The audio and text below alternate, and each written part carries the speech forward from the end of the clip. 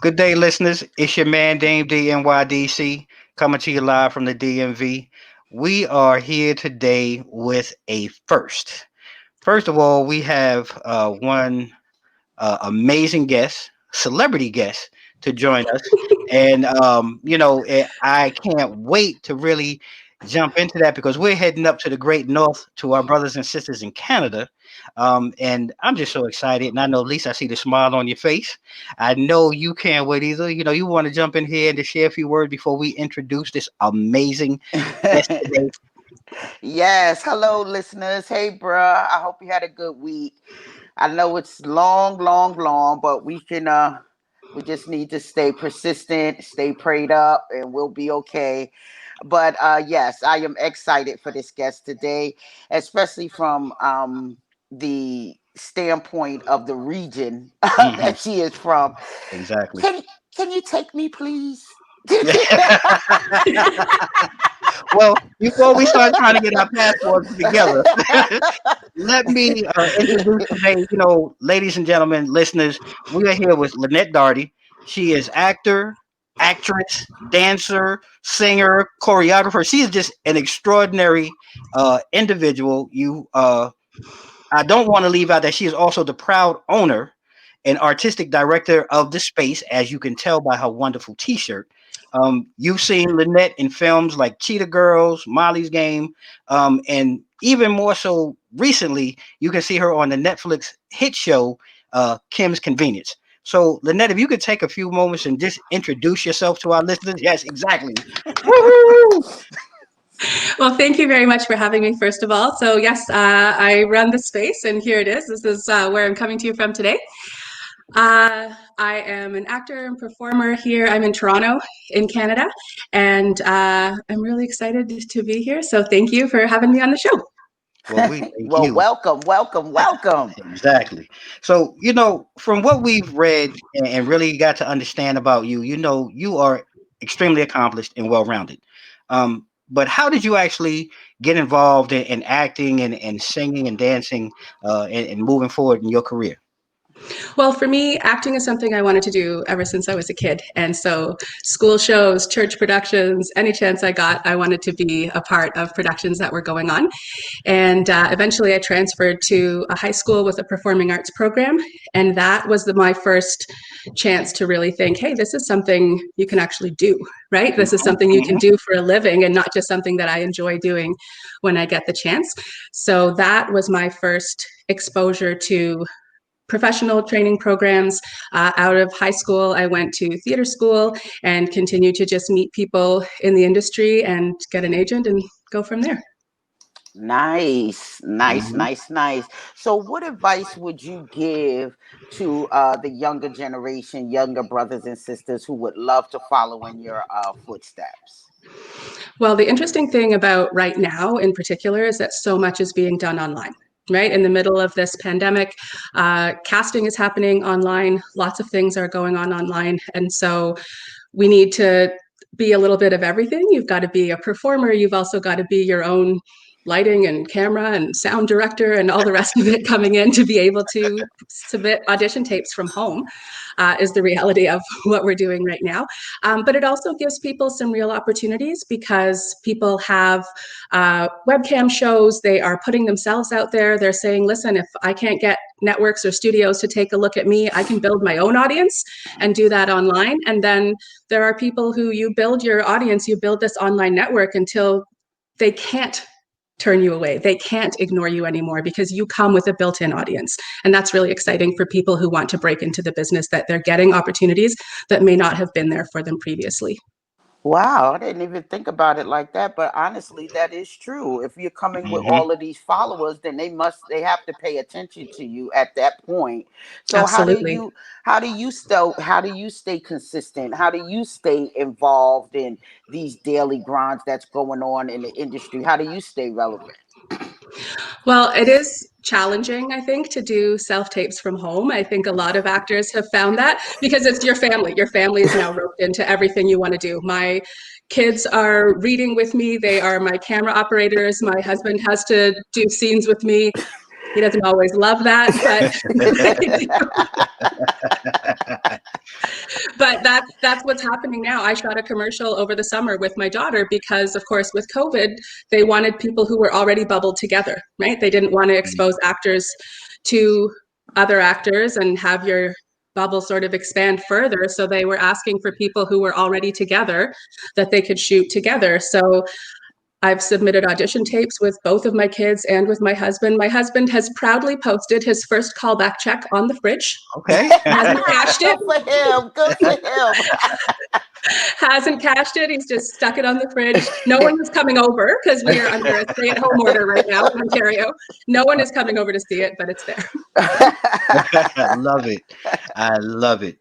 So, speaking of that, being in Toronto and in Canada, and I just want to change gears for a moment. Like I said, off before we got on, one of the things we talked about, you know, internally was finding about what was really going on in Canada.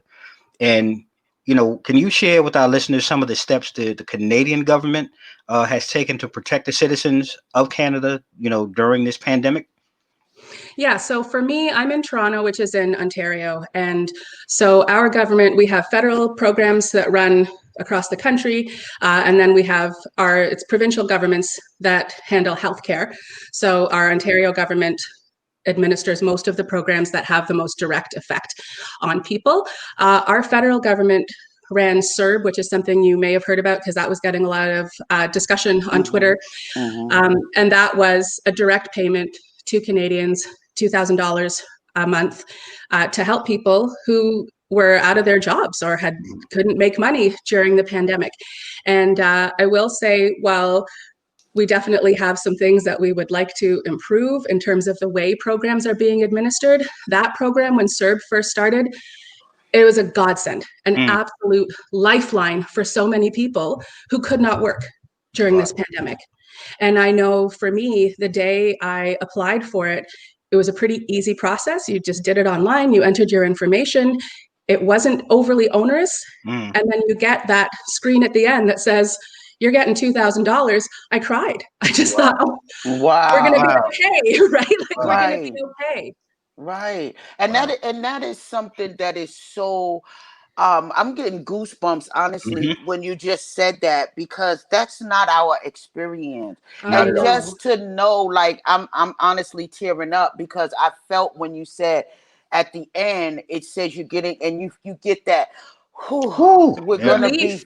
yes, that relief. Like me and my family, my kids, we're gonna survive this. We're gonna be okay. And it's just like that is so. I don't even know. I'm just so full with that because we're the total Total opposite. opposite of that.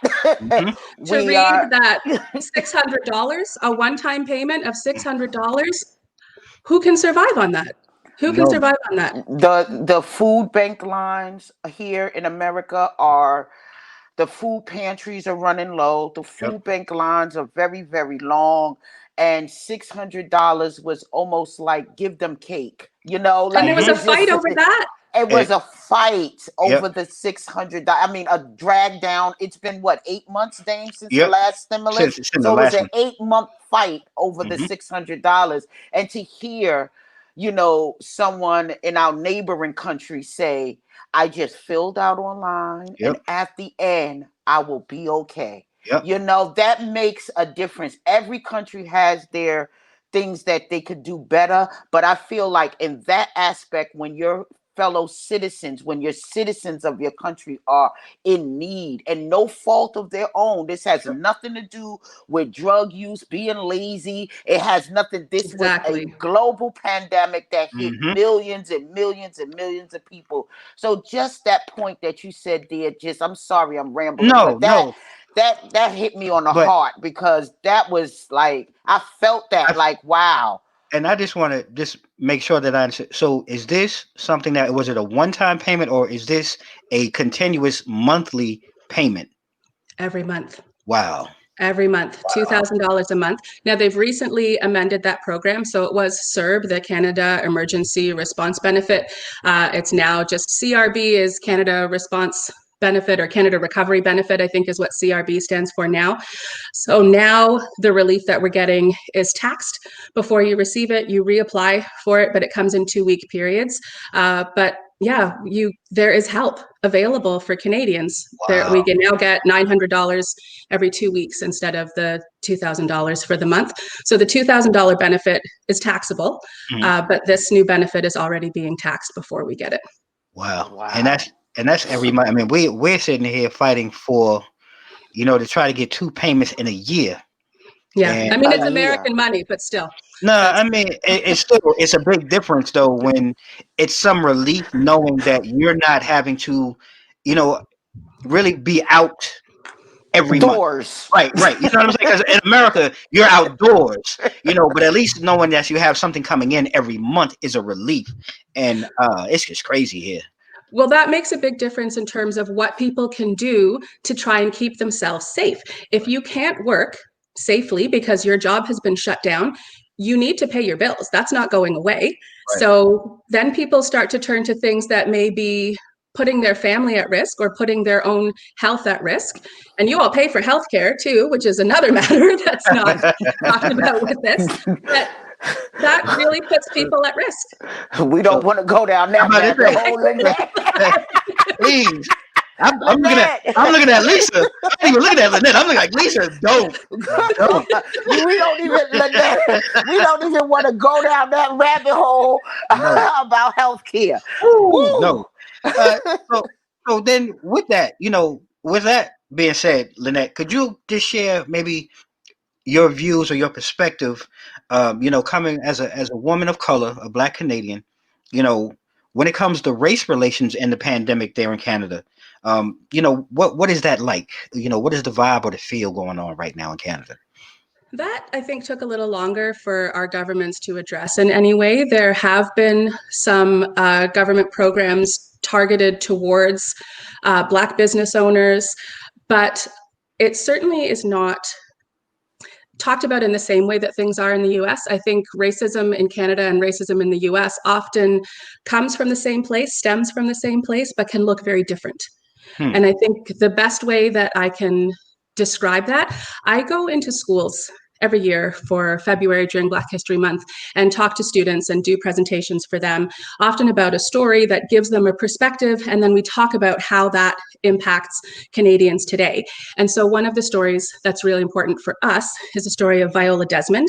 And I don't know how familiar Americans are with her, but I'll just give you the brief summary. She is a woman in Nova Scotia, went into a movie theater to watch a movie, was told she was, went to buy her ticket, was told she was sitting in the white section of the movie theater when they told her she had to sit up in the balcony and she didn't move. They called the manager, they called the police. She was eventually charged. She was jailed, and she was charged not with sitting in the white section of a movie theater. She was charged with tax evasion. Oh. And so often when I tell her story, the parallel is Rosa Parks. Mm-hmm. And I get students here, even here in Canada, who will say, oh, she's like Rosa Parks. But I tell them, think about what these women were charged with, because their stories have a lot of similarities. But I think the differences between them really highlight, even today, what racism looks like in Canada and the United States. Mm. Rosa Parks was charged under Jim Crow laws. As a Black woman who didn't get up out of her seat when a white person wanted it, that was the law. That's what she was charged with. Viola Desmond was charged with tax evasion. They said, oh, no, no, this wasn't racism. Oh, no, heavens no. This was tax Wow. evasion because she paid for a seat in the balcony but sat down in the main floor section of the theater. So she didn't pay the extra taxes on her ticket. And that's why she was charged. It had nothing to do with racism, Wow. discrimination. We don't want to talk about that here. Okay. Yeah. So Wow. I also want to say, just for those who may not know her story as well, the difference in the taxes, saying what this woman was charged with, the difference in the taxes from a main floor ticket to a balcony ticket, this was 1946, 1 cent. Are So to you? say that 1 penny. Wow. So to say that what happened to Viola Desmond was all about tax evasion over a penny is Was ludicrous. right. Mm-hmm. Right. Ludicrous. Mm-hmm. Right. But it's that unwillingness to face racism and call it what it is, and pretend that instead this was about tax evasion. And I think that That was 1946. Her case went to the Supreme Court in 1947. That attitude is still with us, right? Oh, no, it's not racism. It's just you weren't the best person for the job. We had to go with someone, you know what I mean? It's that unwillingness to face racism and call it what it is. Okay. And Wow. we still deal with that, I think, in a different way than what you deal with in the way that racism presents itself in the United States often. Right. Wow, that was very interesting. I had no idea. So basically, the racism is covered up with some other kind of bureaucratic nonsense. Much more so. I mean, I'm sure that happens in the US too. That happens everywhere, right? Yeah. Oh, I'm not racist. I have a black friend. Right. But I Wow. think we got a little bit more of the blatant, outright, in your face. We gotta just, it is what it is. Yeah. Wow. So that was Well, interesting to not know. I well, never knew of her story. Thank you. never. Yeah. She's Thank you. now on our $10 bills. So Viola Desmond is the first Canadian woman to be permanently on our money, which is exciting.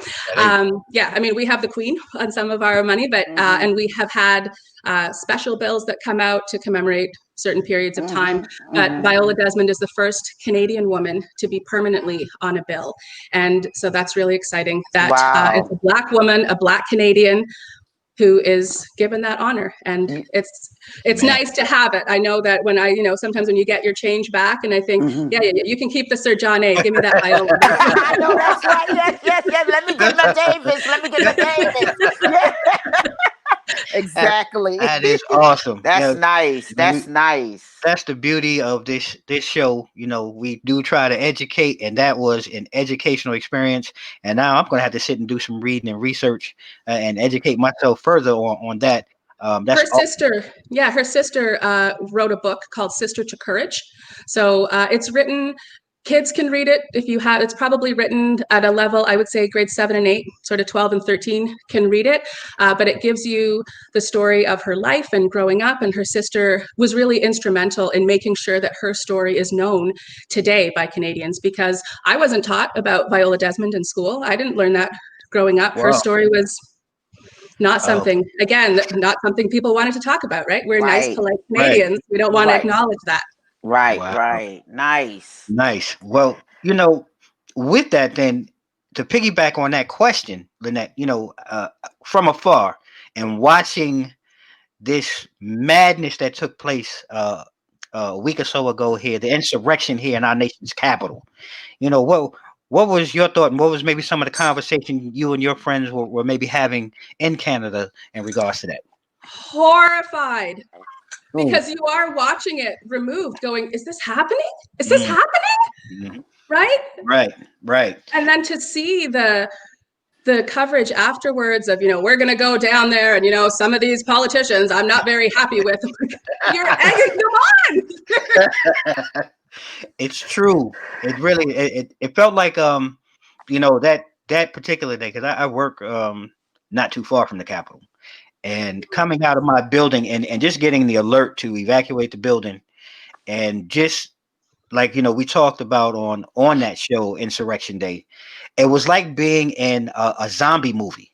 It was like just watching the bodies coming down the block, and watching security out front with the hands on their guns, watching fire trucks and the MPD and the National Guard start coming through. I really felt like I was in a horror movie. And it's different. So like listening to it is different. I got the news on and the radio. My wife's trying to call me. Everybody's texting like, "Hey, you all right?" It wasn't until I got home, like you said, watching it. And I mean, like all I can really say, excuse me, we're like, "Fuck, what in the world is going on?" Like, what is happening? Right, exactly. I mean, that's all I can really say, because the visual of it, was just ridiculous. And I could just only imagine what the rest of the world is thinking. And what have maybe some of the candidates and politicians up there been, talking about when it comes to Trump and in America now after that? What has that discussion been like?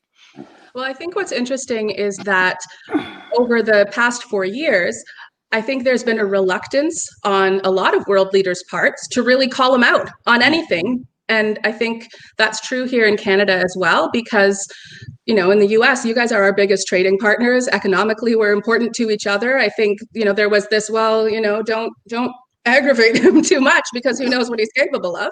Right. And I think that meant that nobody really wanted to call him out very forcefully in terms of some of the things that he's been doing, because this is not new. Mhm. This has been a build-up for the past 4 years. And I think after Wednesday, the gloves were off for a lot of people to just say, you know what? First of all, that apparently that was the line in the sand for a lot of people, is storming the Capitol. Mhm. That's what it took for people to finally call him out on it. And maybe there's also the sense of, look, he's out of office in a little bit, so I'm finally just going to call it what it is and say it, because the consequences, what more can he do now? You're about to have a new administration, hopefully somebody new to repair relations with between the two countries, economic ties and all the rest of it. But yeah, I think it's important for other politicians, not only here, because Justin Trudeau, our prime minister, has made a statement, but for world leaders around the globe to say something about it, because really, the United States has gone to many different countries around the world to sort of promote democracy and say, this is what we do and you all should do what we do. And then we look at that and think, I don't think that's what should be happening around the world. You look at that and go, what? You don't want me to do that? I don't want to do that. Don't export that. Don't export that around the world. That is so funny, but it is so true, because it's like you say, we go around almost bullying people to say, look at us, we're a free nation, we're a democracy, this is how we work. And it's just like, it's so embarrassing, honestly. To say, we're going to set up your elections to run like American elections run. And if that were happening anywhere else around the world, really, the United States would be there saying, we're going to oversee your elections, we're going to send our military in. Yes, absolutely. And that's the part right there. You are absolutely correct. We would be sending over support, military support, over, and I don't know. I just don't know. It's embarrassing. It's embarrassing on so many levels. But it's painful also because you're living it, right? Like, we're sort of a step removed and going, oh my goodness, it's, watching this happen. But to be in the midst of it, it's scary. It's scary just because it's in your backyard. And to see the movements and the actions taking place, like, really, and just to really put it in concept, I was listening and reading the news yesterday. We have more National Guard and troops here in the nation's capital than we do in Iraq or Afghanistan. Right now. So when you put that in the concept, like, that's really freaking scary to have this going on in your own backyard. So, we're going to have to really stay prayed up over these next couple of days, because it's getting really crazy out here. And not to mention, they were issued their firearms yesterday, right? So here we have United States soldiers on United States soil issue firearms in the United States for citizens of the United States, if it comes to that, which is so scary, because we know that we have to protect our democracy from terrorists for abroad and domestic, right? But just to think that some people are really actually calling for civil war. Civil war. What does that look like in 2021? Because see these people that have this civil war in their head, they're so far in the past as 1771 or 1871 that they cannot see what it looks like in 2021. We will implode from the inside. Right? America will demise itself from the inside if you do that. And it's almost like, are you even thinking? Like, you're gonna go, American citizen gonna go up against the United States Army. That to me, I can't even imagine. It's unfathomable. but this is where we are. This is the state of America. This is the state of the world. And It's that cognitive dissonance, right? Like you Mhm. can't put these two sides together, but you see them at rallies all the time because we've watched it up here where you see people protesting with their Trump signs out and government hands off my Medicaid. And I think I'm maybe not entirely well versed in how the program works in the United States, but I'm pretty sure Medicaid is a government program. You got a very quick wit, Just and saying. you got a very quick wit, and you're 100% right. Because those of us here in America are like, especially those of us of color, like, wait a minute, buddy, wait a minute, you talking out two sides of your mouth. We want that Medicaid. We need that Medicaid. But the government runs the Medicaid, so Right? what are you even? Yeah, it's one half of one and one half the other. Oh So, gosh.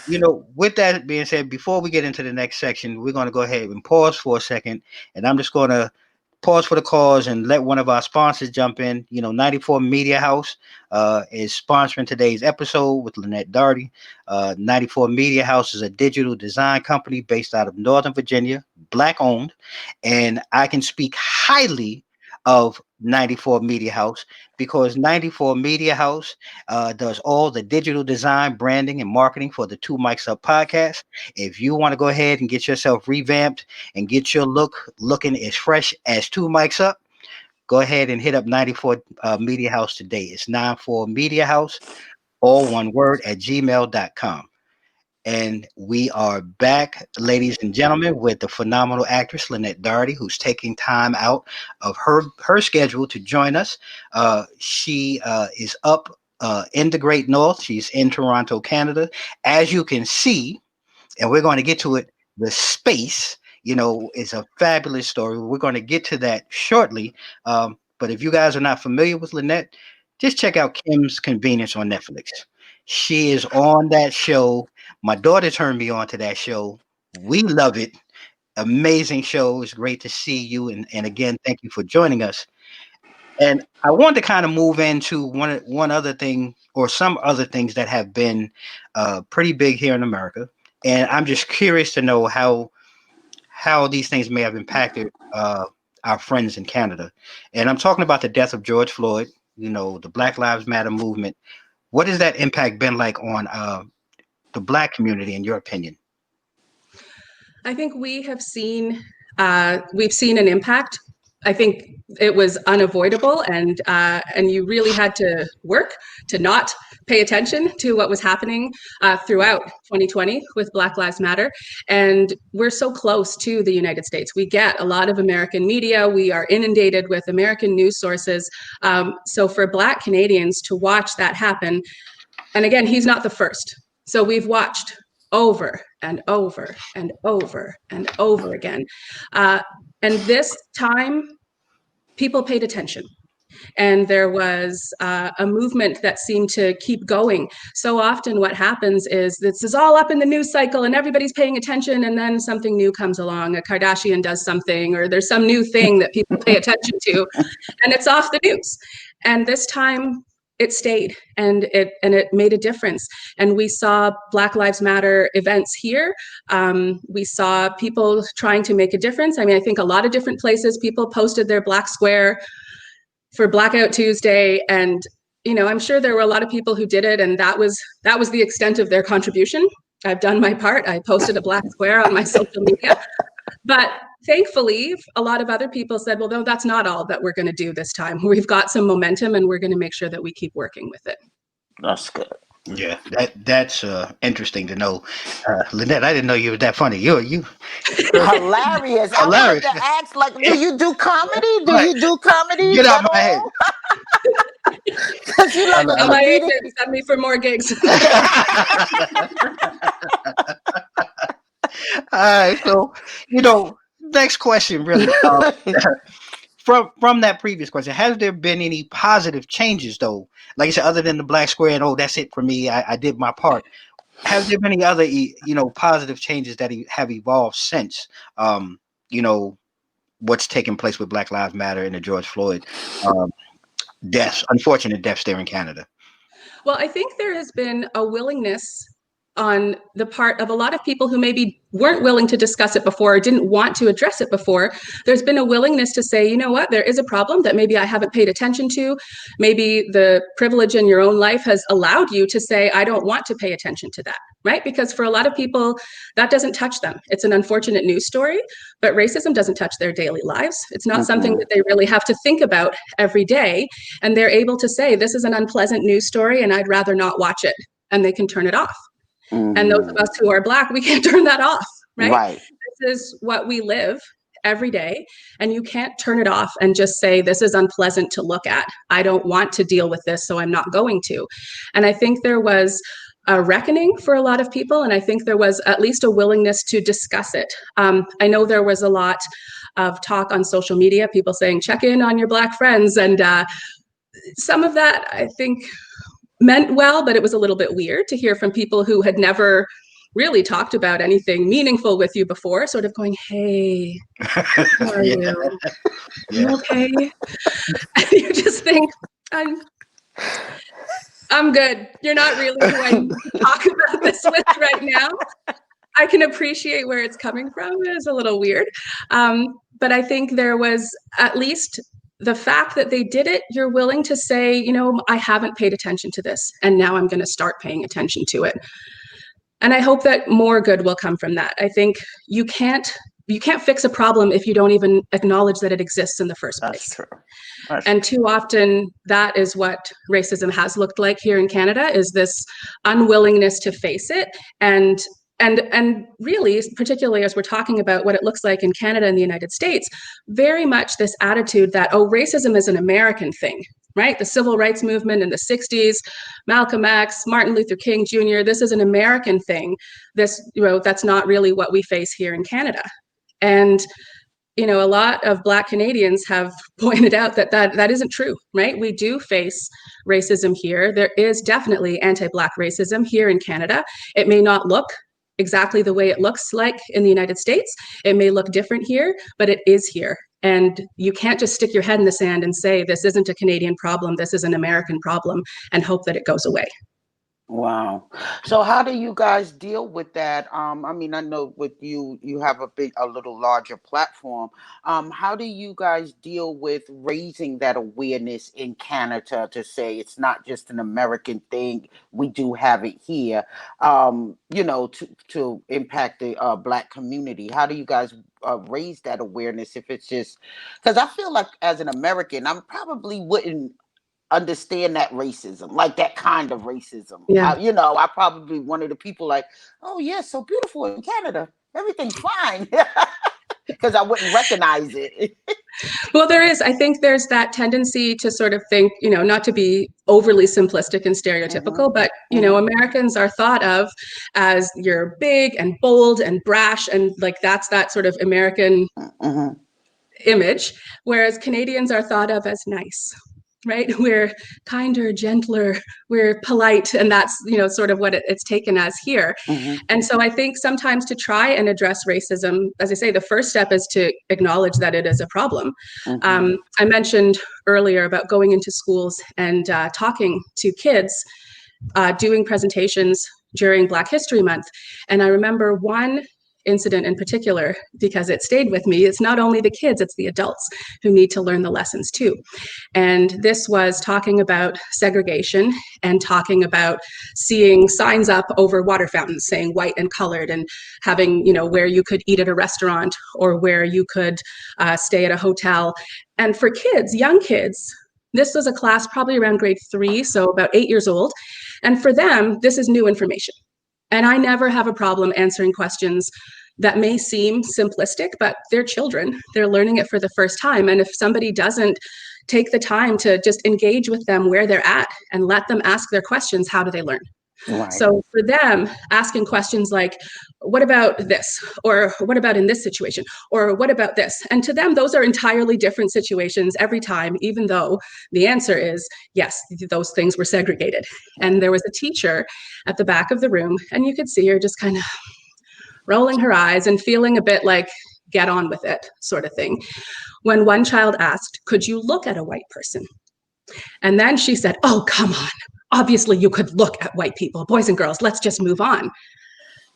And I thought, well, I wasn't going to bring up Emmett Till with a class of 8-year-olds, but here we are. Because because you I invited it. let that stand, right? No, you couldn't. And you have to acknowledge that there's a problem if you're going to deal with it.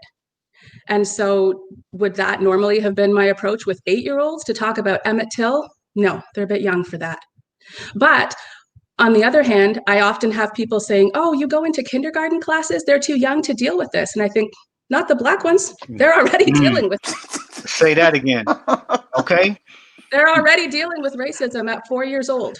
So Yep. no, they're not too young to hear about it. Right. Wow. Wow. Wow. That just kind of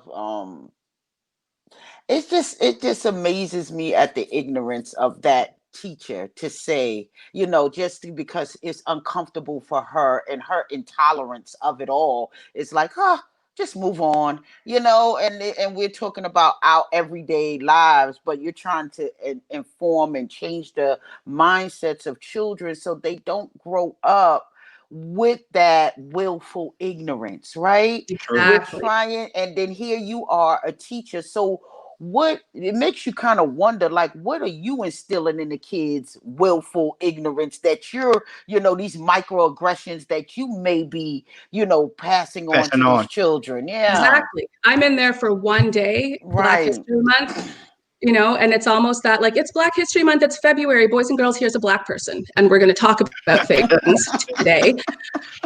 And we're not going to address it at any other time of the year. And that's unfortunate. That is something that needs to be a part of our curriculum. One thing that has happened more recently in Canada, and I think one of the ways that people seem more willing, at least, to acknowledge the harmful effects of racism in Canada, has been a focus more on the residential school system and what our First Nations people have been through here in Canada. There is still very much this reluctance to name anti-Black racism and to pretend that it is a problem in the United States, and to say, oh, they had slaves in the United States, they never had slaves here. And I think, oh, excuse me? Let's check our history books again. And the only reason we get away with saying anything like that here is because Canada wasn't officially Canada under Confederation until 1867. And so if you want to say, oh, well, we're not counting anything before 1867, then sure, there were no slaves in Canada. But, by 1867, we can't be calling ourselves any better than the United States, which is where people want to say, oh, racism is a United States problem. Slavery was a United States problem. You all had outlawed outlawed slavery by 1865, right? So you're not really any better if we're not counting anything from 1867 and beyond that. But, while slavery has been outlawed, racism is still alive and well. And I think both in the United States and here in Canada. Wow. I believe that to be true around the world as well. Yeah. But Absolutely. we're just so like how you say, brash and bold with it and outright, and our citizens are the ones who, like Africa and the United States, we kind of bold and brash with it, whereas other countries subdued and it's subtle, it's subliminal, sublime, it's in the underline, it's in the belly. But yeah, and some of it is also population too, right? Like Canada is a huge landmass, but our population is much less than the population of the United States. So certainly you're going to hear more about what's happening in the US than you hear about what's happening here. But we do have writers. I don't know if he's widely known in the US, but Desmond Cole wrote a book, The Skin We're In, and sort of looked at a number of different incidents, things that people may have been wanting to overlook here. But just looking around Toronto, I mean, we had DeFonte Miller, who was a boy that the two cops who weren't on duty, they beat him and he lost an eye. They smashed his eye out. We had Nancy Algie, was a trustee in York Region, just above where we are here in Toronto, who called another woman a parent the N-word, then tried to pretend she didn't. Then when it was obvious that she had, said, oh, I had a brain injury and I don't know what I'm saying. Please don't make me lose my position as a trustee. Oh my. Her children were given the opportunity to write an article in a newspaper, a widely read newspaper. They wrote an article in the Star talking about, very sympathetic towards the mother's viewpoint. I thought, oh, who's writing the article about the woman who she called that to? No one. We're not giving her airtime. Right. We're letting her children write this sympathetic article towards her. Not too long ago, we had a boy in Pickering, which is just east of Toronto. Their school yearbook came out, and he had a beautiful quote about his grandmother and talking about her in his quote, and they changed it to talking about Harambe, the gorilla. And you think, but this happened and this went out, and I think that those incidents, people somehow seem to be able to take them and go, oh, that was one thing. Oh, that was one thing. And think, but do you not see that these one thing, and one thing, it's a pattern. And it does happen here. And it doesn't get the same play as it gets in the US, but it does happen here. Wow. And that's just local. That's just here. And close to me. That's not even spreading across the country, right? Historically, we had, if you want to read about in Halifax, and they had Africville, and that was a historically Black community. And when, the government didn't want to provide clean drinking water, didn't want to provide government services to them, they eventually razed the entire community and sent people packing with their things in garbage trucks. Oh, wow. That is an outrage. And that should be more widely known, and that should be condemned. But we don't talk about it. Wow. We don't talk about it here. Wow, that's horrible. So what you think that Canada doesn't talk about it simply because they have to keep this facade of we're nice, we're quiet, we're respectful, that everyone has about Canada. They have to keep that facade going. Is that why? I think that's part of it. Okay. I do think that's part of it. I think, we don't want to rock the boat. We don't want to call this problem out for what it is. We talked earlier about Viola Desmond and about her sister, who continually kept her name in the news and tried to keep her story alive for other people to be able to find out about her and say, look, this is not an American problem. This is here. This is here in Canada. And when I tell the story of Viola Desmond to children in school, it's usually about a 40-minute presentation. And by the end of 40 minutes, they get it. And they say, no, this had nothing to do with tax evasion. This is about racism. Well, it took the government of Nova Scotia a much longer time than these school children are able to take it in. Viola Desmond was charged. Her case went to the Supreme Court in 1947. She died in 1965 with a criminal record because of that incident. And the government of Nova Scotia finally acknowledged that something wrong had happened in 2010. Oh my God. What? So I think, So for anybody who wants to say, oh, that's in the past, racism doesn't exist anymore. Slavery was so long ago. The civil rights movement was so long ago. Just get over it. 2010, that's not that long ago. But it took that much time for the government of Nova Scotia to acknowledge that what had happened to Viola Desmond was wrong and should never have happened. And they issued a pardon posthumously. She was dead. Right. Her entire lifetime, she had a criminal record because of this. And they finally issued a pardon in 2010. And so that, she's the one who I was mentioning earlier is on our $10 bill. That means something, right? This is her story, and she's on our $10 bill, which now means everybody sees that picture. And if you want to know who she is, her story is out there. She is on our money. You can't ignore it anymore. You can't pretend that her story and others like hers didn't happen here. She's on our money. You have to face it. You have to acknowledge it. Wow, that's so interesting. I'm telling you, we still waiting for Rosa Tubman. No, the Harry Tubman. Harriet Tubman bill. I mean, Obama put that out. The Treasury, we haven't seen a Tubman yet. No. Here, we're still waiting. Right. So good. Hopefully that'll come. But totally switching gears, let's shine this spotlight on you and S.P.A.C.E. And can you tell our listeners all about what the concept is of space, how it came up, and everything that you're doing with this. Mm-hmm. Yeah, so this is my studio. This is where we're at right now. And the space, it actually stands for School of Performing Arts for the Community of East York. So that's the area of Toronto that I'm in. I want to be involved with my local community. I get to know the families who are here, my students who are here, and I think community is important and has value. And so that is something that's really important to me in the way that I run my business as well. In terms of how I actually got started, I taught at a number of different studios. I did a lot of guest teaching before I opened my own studio. As a performer myself, I definitely worked those retail gigs and did waitressing and bartending, because there are, you have to be able to be available for gigs as they come up. And the more that I was able to get into teaching, the more I thought, well, I'm still doing something that I love. Most teaching that I do is after school programs or weekends, so I'm generally still available for auditions. And it was a way to continue to do what I love, but also have a more reliable source of income, because gigs are a little more patchwork for me in this industry. And I was teaching at a few different studios, and I got pregnant with my daughter. And the woman that I taught for, I was teaching for her 6 days a week at 2 different places. And she told me, no one wants to see a great big pregnant dancer. It's very unattractive, and Oh. fired me. Oh. Which is entirely illegal. Wow. And you cannot fire somebody for being pregnant. Right. Oh. So I actually finished out teaching for her at one studio. One place I taught 2 days a week for her, and she replaced me apparently with one of my 17-year-old students. She just gave the rest of my classes to her for the year.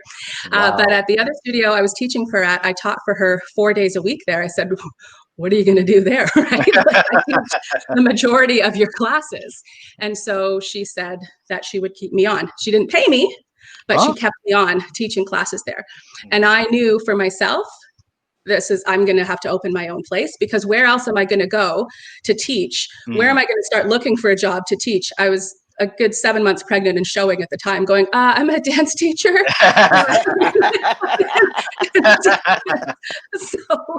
So I thought, well, and I would walk up to her studio, and I would walk with this little notepad and look at places that were for lease along the way and take down numbers Right. and just look for, I'm going to have to go on my own. And I started hearing from some of the other parents at that studio saying, we don't know what you're going to do once you have the baby, but I don't like the way that she treats my daughter. I don't like the way that she treats me. We don't want to come back here if you're not here. So I knew that I would have some support and some students to get started with. And, I said, well, I can't say anything yet, because I can't start poaching students from a studio that I'm teaching at. And I wanted to make sure that I operated with integrity. And so I didn't say anything until the year was out. And all I said to them was, if you want to find out where I'm teaching, just here's my number, here's my email address, and you can keep in touch with me and I will let you know. And then as soon as the year was done, I let people know I'm getting started here. And here we are. And this is really a testament to community. I can remember my husband and friends painting the walls behind me that you can see, while mirrors were being put up just in front of me. And I was sitting on a pile of plywood by the front door that was going to turn into our flooring, and sort of being able to spring the floor, sitting on a pile of plywood, nursing my newborn daughter, looking around the corner at people going, oh, hello, did you want to come in and register? And amazingly, people did, because really and truly, I don't know that I would have looked in on that. When they said, yeah, when do classes start? Oh, Monday we start on But and they came. Yeah, it's that sense of community that makes people want to do that, right? While The you're bars, nursing, yeah. and all of that. Those ballet bars behind me, I went to Home Depot with my father, and we picked up piping and got them to thread it, and I built those ballet bars with my father. Oh, wow. That is Nice. Yeah. That's awesome. That just goes to your determination, right? And your resilience, and that this one lady who did not want you to continue because you were pregnant, so you took that and made it your own. Like, no one else will get to dismiss me That's again, right. right? That's right. Well, and a little bit of that, and I'm especially thankful that I have those bars that I built with my father because my dad passed away. And I Oh, remember with him, when we built those bars, when I first talked about, I can't keep teaching for this woman. Obviously, that wasn't the first incident with her. There had been a number of things that led up to that. And he said, you know what? You're having a baby. You're going to have to stick with it, stick it out and teach with her as long as you can, because this isn't the time to take on something else. And when I told him that I had been fired for being pregnant, he just went, well, the die is cast. Uh, Didn't say a lot. My father, both my parents are from Trinidad, so definitely that like okay. West Indian, strong and Yeah. silent. I don't have a lot to say about things, Mhm. but also was there to help. And once it was okay, that's what it's come down to. You're going on your own, and this is what we've got to do. Wow. okay. That is an That amazing. is nice. That's an amazing I story. caught a little tear there, Yeah. but You know because that. I always now you have your dad. You Yeah. look at those bars; those are Yeah, that's beautiful. But Yeah. I'll be honest with you. Just from listening, though, even in that story, and just from and this is my personal feeling from what I've met just in this conversation, I see why you weren't going to be denied. There's something about your spirit that's infectious. You are a very amazing human being, and that comes across in today's conversation. And I'm really glad and I'm proud and I'm honored to be able to have had you join us and share that because I hope everyone else can hear and feel it the way that I know I do because I got hairs on my arms standing up. And it's just amazing when you are able to meet people. And I hope everyone else who tunes in to listen and see this feels the same way. And thank you for sharing that story. thank you. Now I'm going to be the one tearing up a Uh, little bit, but I know it's you just okay. don't know. I'm serious. yeah. I think that what's so impactful about the way that you speak, the poise, and also the history that you did give us today is that it's so genuine, and you can tell that it's just naturally who you are, Mhm. right? So I'm totally captivated by you. Let me just say, so you got a new fan here. Yeah. I'm and I just love your personality and the wisdom and the wit. And I'm telling you, I was really actually like kind of tearing up. So, I mean, kudos to you. I'm so honored to have you here with us today. I hope that this is not going to be our last time I would love to be back. interacting with each other, but Yeah. you truly, I'm just blown away by you. So thank you for your sharing that with us and our Mhm. Listen, audience. if Yes. you need a Canadian correspondent, I am here. I love it. Right. I love it. I love it. So, before we go ahead and go, I want to give you some time, one, to, let everybody know what's going on and what's up with you or what's going on with you next. And if Oh, there's I'm anything, losing an earbud. that's okay. Sorry And about that. that's all right. And if there's anything else that maybe, I know we're here in a different space, but what can we do to help you in your space and help support that cause? Well, I think I would say, first of all, social media gives us an incredible opportunity. So, the same way that I think Black Lives Matter has been, amplify Black voices and support Black voices, there are Canadian Black voices that we can support as well. Desmond Cole is his book that I mentioned earlier, The Skin We're In. It's a great read. I don't think it's unique to Canadians. I think Americans will appreciate it too. I think we have more shows coming out. CBC is who produces Kim's Convenience, and I do have to say I'm not a series regular, but I have come back a couple of times as a gossipy church lady, which is a lot of fun. Yes. So who knows? Maybe I get to come back even more often. But tune in and watch the show because it's great. And I think representation matters. While it's not particularly a Black show, it follows an Asian family. But I think anytime that we're able to say, here's a family, and we're not seeing, once again, just from a white perspective, what things look like in a sitcom, I think that's important for us to support shows like that because that's the only way we get more of them, right? Mm. Those That's eyeballs in right. front of the screens matter, and they matter to advertisers, and that's how we get those shows. For me, we have, this is going to air in time for it's Bring a Friend Week at the Space. And Mhm. normally that would really be pretty local, but in the times that we're in. All of our classes are running online, which means that gives people an opportunity to take class anywhere around the world, really. So you can find, here's the website address, so thespace.ca, and check out classes, send me an email, come try a class, they're free, all during Bring a Friend Week.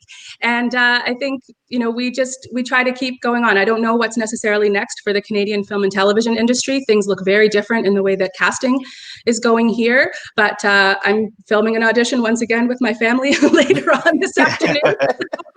We just keep plugging away and doing what we can. I think that the sense of resilience and that we keep going is not only the Black community, it's performing artists as well, it's small business owners, that whatever this pandemic is throwing at us, we go, right, something else. All right, let's deal with it. And I mean, that is all you can do, is you just have to keep facing it as it comes, dealing with it as it comes. Hopefully we get government support programs, which again, I'm hoping with your change in administration that things look different for you in the US. I know that certainly the way our provincial government has rolled out its pandemic relief programs, not the greatest, but me and a number of other studio owners, we started a group, Dance Safe Ontario, to rally our voices together so that I could go and speak to our provincial government and not just say, hi, this is Linette at the S.P.A.C.E. I just want to tell you about my small studio. Once we got enough people behind us, I could stand before our provincial government and say, I'm standing here today to talk to you on behalf of 500 studios across the province. Wow. Right. And they listen, right? Wow. But yes, the same, we need to organize. We need to organize, and we need to stand together, and we need to build that community. And I think that's important for the Black community. It's important for the small business community. It's important for the arts community. We need to build community with each other wherever we can and support each other however we can. absolutely. Absolutely. Absolutely. Well, that was amazing. And before we go, Lise, do you have any words or comments that you want to share before we close out today with Lynette? No, I'm just so blown away by this episode. I'm just so I'm proud of you, Lynette. I just met you Thank you. today for the first time, but I just want to let you know that I'm really proud of you. So, and I'm glad that you were here today, and I'm happy that I met you, and I am a fan. All Thank day. you. Thank you so much. All day. And I'm going to piggyback on my co-host words. It's been amazing. Like I said, I walked away not only educated, I'm inspired by you, what you're doing, what you're bringing, your passion, your story. Like I said, it's been a long time since I've been tingly, and and just from the enthusiasm and the genuine, you can just feel your genuine self. And I cannot say thank you enough for spending an hour today with us. It's been amazing. We will look to you as our Canadian correspondent, and we will definitely be reaching out to you because, man, your energy is just great. And again, thank you so much. Thank you very much. Thanks for having me.